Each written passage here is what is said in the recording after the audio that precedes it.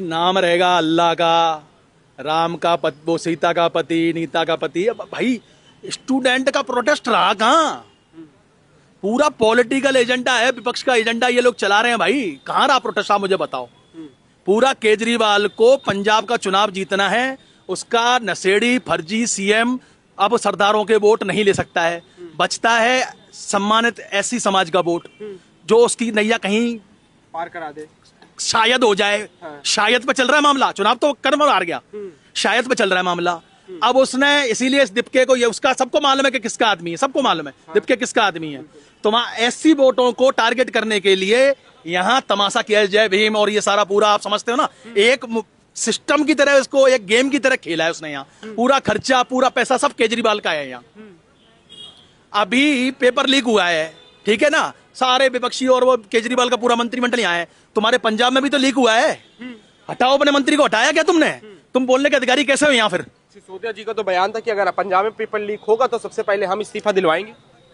अब सिसोदिया, फिर वही बात आ रही है, कितने बाप के हो भाई बता दो।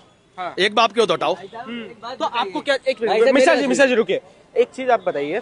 केजरीवाल ने जैसे अभी कल प्रेस कॉन्फ्रेंस ही कहा कि मोदी जी स्टूडेंट विरोधी हैं, मोदी जी को आतंकवादी से तुलना करी है, नक्सलवाद से तुलना करी है। किस तरह से आप इन सब चीज बयान करते हैं? एक बात बता, जो अपॉर्चुनिटी इस 10-12 साल में आई है मोदी जी के आने के बाद, इससे पहले कभी थी क्या यार? दिल पे हाथ रख के बोल यार। कितने यूनिकॉर्न से समझ रहे हो यार? अब इतना पढ़ा लिखा नहीं हूँ भाई मैं, तो सिर्फ यहाँ देखने आया हूँ कि हो क्या रहा है यार, ये मेरे देश का कर क्या रहे हैं लोग। उस बंदे ने जितनी अपॉर्चुनिटी दिए हैं यार, इतना कोई दे पाया है क्या अब तक? कोई सीएम या कोई पीएम? वो सीएम था तब भी इसने वहां किया था जयपुर यार। गुजरात आज नंबर 1 देख रहे हो आप, आज तक नंबर 1 है यार। बिजनेस की बात कर रहा हूँ मैं, पैसे की बात कर रहा हूँ, जिसके पीछे ये सारा झगड़ा है। अल्टीमेटली पढ़ के तुम भी नौकरी के लिए लड़ रहे हो, पैसे के लिए। सारी झगड़ा पैसे का है ना। आज भी गुजरात नंबर 1 है यार। यार तुम्हारा देश कहां से कहां, कौन सी कहां था और कौन सी इकोनॉमी बन गई, सबको पता है यार। बच्चा बच्चा जानता है यार। गरीबों से जुड़ी कितनी योजनाएं आप बताओ, आपको भी पता है। तमाम योजनाएं हैं, आयुष्मान भारत है, सिलेंडर का भाई तमाम योजनाएं हैं। कहाँ इस समय अभी ये रशिया और यूक्रेन का जो वॉर चल रहा है, अभी गेहूं की कमी आने वाली है भाई। अभी देखना कि इंडिया कितना सुरक्षित लगेगा आपको खाने की वजह से। लेकिन यहाँ पे जो कहा जा रहा है कि इस भारत को हम नेपाल के तर्ज पर प्रोटेस्ट करेंगे, कई बयान ऐसे है कि क्या कि संसद। एक बात सुनिए साहब, अगर इधर यूथ है ना तो मोदी के साथ भी हम जैसे भाई खड़े हैं, ठीक है ना। अपने देश को जलते हुए देखेंगे क्या? जो फौज में जा रहा है ना वो हम में से ही जा रहा है लड़का, जो पुलिस में जा रहा है वो भी हम में से जा रहा है। और हम अगर नहीं जा पा रहे हैं ना तो देश के गद्दार नहीं है, देश के लिए सिर कटा देंगे। नेपाल बनाएंगे क्या? नेपाल का क्या हाल है आप बताओ दिलपास यार। नेपाल की हालत देखो जाकर के, बांग्लादेश देखो जाकर के, क्या हाल है वो वहां का यार। तो मतलब ये चाहते हो कि बर्बाद हो जाए देश? क्या चाहते हैं ये लोग?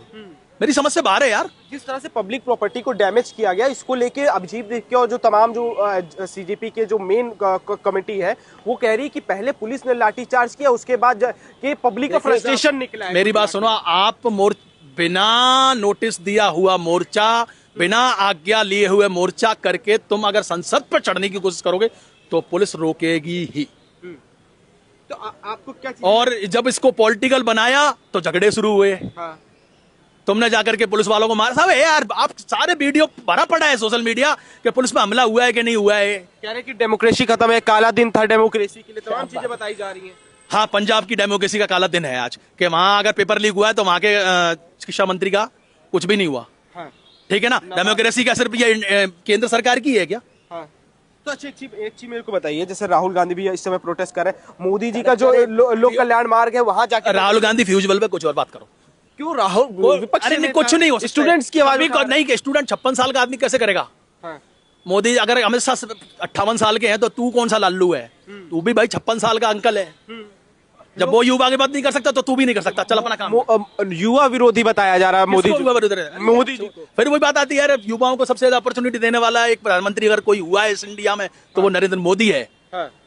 लेकिन अब मोदी जी को आतंकवाद से तुलना कर देते हैं लोग। बिल्कुल यार, मेरे पास सुनो, मेरा मुंह में कुछ भी पक दूं, बोलने की आजादी है इस देश में, कुछ भी पको। आपको कल देख के क्या लगा कि जलियांवाला बाग से भी 2 कदम आगे बढ़ गए मोदी जी, क्योंकि केजरीवाल यही कह रहे हैं। जलियांवाला बाग देखिए आप सब, 4 डंडे और सैकड़ों लाशें, कुछ तुलना करने में सोचते नहीं यार। एक बात सुनो, जलियांवाला बाग में शांतिप्रिय लोगों को गोली चलाई थी उन्होंने। यहाँ बराबर का था। सब पुलिस वाले पिटे, सर फटे, मरने की नौबत आई, तो कुछ तो रिएक्शन आएगा यार, कुछ तो कानून की रक्षा होगी। क्या आप चाहते हैं कि संसद में घुस जाए लोग? जैसे लाल किले में पिछले किसान आंदोलन में तमाशा हुआ था कि तिरंगा उतार कर फेंक दिया और निशान साहिब लगा दिया था, ये चाहते हैं क्या ये लोग कि वो जय भीम का मतलब झंडा और तिरंगा उतार करके कुछ अपना पॉलिटिकल आम आदमी पार्टी का झंडा लगाते हैं? क्या चाहते हैं ये? तो संसद में क्या चाहते हैं ये? जो लोग कह रहे हैं कि ये नीट सिर्फ नीट प्रोटेस्ट था, स्टूडेंट प्रोटेस्ट था, ये फालतू की बकवासें सोशल मीडिया पे मेरी बात सुनिए, पेपर लीक के साथ हूं, हाँ। मंत्री जी का इस्तीफा भी करवाइए, ये तरीका नहीं, ये तरीका नहीं, बिल्कुल, कहते हैं कि और एक्सेप्ट भी नहीं करेंगे। सत्याग्रह कह रहे, सत्याग्रह की तरफ पे है हम, जैसे गांधी जी ने किया उसी तरह। गांधी जी ने यार, भगत सिंह के ने कभी लकड़ी तोड़ के भी नहीं फेंकी, तुम पत्थर मार रहे हो पुलिस वालों को यार। भगत सिंह को भी लेके चले, भगत सिंह का पोस्टर। देखिए साहब, आसमान और पाताल का अंतर है। हाँ। वो देश के लिए लड़ रहा था, तुम देश से लड़ रहे हो आज की डेट में, तो देश से लड़ रहे हो। अच्छा, एक चीज बताइए, जैसे अभी FCRA का भी बिल आने वाला था 20 तारीख को, और उसी दिन सेम दिन प्रोटेस्ट हो जाता है और संसद पे मार्च करने की बात कही जाती है। भाई ये जितनी क्राउड है ना, इसमें 70% NGO द्वारा इकट्ठी की हुई क्राउड है, और ये सारे पर्दे फाश होंगे। ये क्या सोच रहे हो, जो अपनी गुप्तचर एजेंसियां हैं वो अपना काम नहीं करेंगी, पुलिस अपनी जांच नहीं करेगी क्या? जो तोड़फोड़ कर रहे हैं ना, इन सबको सरकारी नोटिस जाने वाले हैं, जिंदगी में सरकारी नौकरी नहीं लगेगी और हर्जा खर्चा वसूल किया जाएगा। अभी हीरो बन रहे हो, बन लो, कोई दिक्कत नहीं। आखिरी सवाल मेरा सर ये है कि जब इस तरह के प्रोटेस्ट होते हैं तो आम जनता पिटती है, ना केजरीवाल के बेटे सामने आते, ना अखिलेश यादव के बेटे सामने आते, उसके बाद भी ये जो जनजी है वो कहता है कि भाई ये सब मेरी ये जनजी की आवाज उठाने के लिए सड़कों पे उतर आए देता है। भाई आप बताओ, इन बंदों में से जितने भी चमचा मंडल है केजरीवाल का, इसमें से एक भी बंदा सड़क पर नजर आया क्या यार? तो विजेता दहिया, वो चोर कमीना, राम जी की बुराई करने वाला राक्षस, वो दिखा क्या कहीं? वो बर्गर खा रहा था कहीं किसी मॉल में जाकर के। हाँ। आप जब इनके चमचों ने इनको पेलना शुरू किया ना, तो उसने इस्तीफा खेल दिया। हाँ। वरना चुपचाप अपना काम चल रहा। तो कह रहा है कि मेरे को बुलाया ही नहीं गया, इनविटेशन ही नहीं मिला, मैं क्यों जाऊं प्रोटेस्ट में? क्यों? यहाँ मौसा जी की शादी हो रही है जो तेरे इनविटेशन जावेंगे? साले घेर के तो तू लाया था लड़कों ने, यहाँ घेर के कौन लाया था लड़कों को यहाँ? ओ नाच के बंदर की तरह वो स्टेज पे करे ना, कुकर्मी रामद्रोही कमीना, जब वो कर रहा था ना तमाशे, कौन लाया था घेर के? यही लाए थे। अब तुम कहाँ हो? तू जाके मंत्री जी की गोद में बैठ गया, मैं ज्ञापन देने आया हूँ। अबे ज्ञापन का टाइम है क्या? मार्च हो रहा है संसद में चढ़ने का, और तू ज्ञापन देना है? ज्ञापन 20 दिन से क्या कर रहा था कमीने? अब जी दिक्के भी नहीं नजर आए भाई। यार फ्रॉड है यार, फ्रॉड है। उसको 2 डंडे चाहिए पिछवाड़े पे, जिससे कहीं MLA के चुनाव लड़ जाएगा।